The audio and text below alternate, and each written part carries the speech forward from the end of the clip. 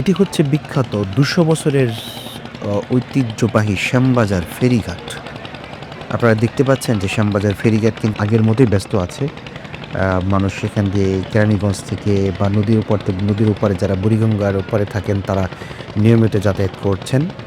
মূলত পক্ষে শ্যামবাজার ঘাট বিখ্যাত হচ্ছে কাঁচামাল বা সবজির জন্য। আদা, পেঁয়াজ, রসুন থেকে শুরু করে হলুদ, শুকনো মরিচ এই ধরনের পাইকারি আড়ত হচ্ছে শ্যামবাজারে। প্রতিদিন দেশের বিভিন্ন জায়গা থেকে কিন্তু এই জায়গাতে মাল আসে। তো আগে তো বুড়িগঙ্গাতে দেখা যেত যে ১২টি ঘাট দিয়ে এই কাঁচামাল বা সবজিগুলো নামানো হতো। বর্তমানে ২-৩টি ফেরিঘাটে নামিয়ে নিয়ে আসা হয়েছে কারণ লঞ্চের পরিমাণ বৃদ্ধি পেয়েছে। খুবই ব্যস্ততাপূর্ণ একটি ঘাট। ২০০ বছরের ঐতিহ্যপূর্ণ এই ঘাট এখনও কিন্তু আগের মতোই ব্যস্ত আছে। আপনারা দেখতে পাচ্ছেন এটি হচ্ছে শ্যামবাজার আ ফেরিঘাট।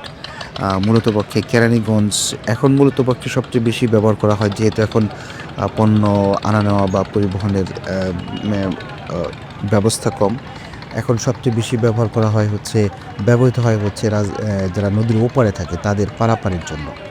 আমাদের ভিডিওটি ভালো লাগলে শেয়ার করবেন। ধন্যবাদ।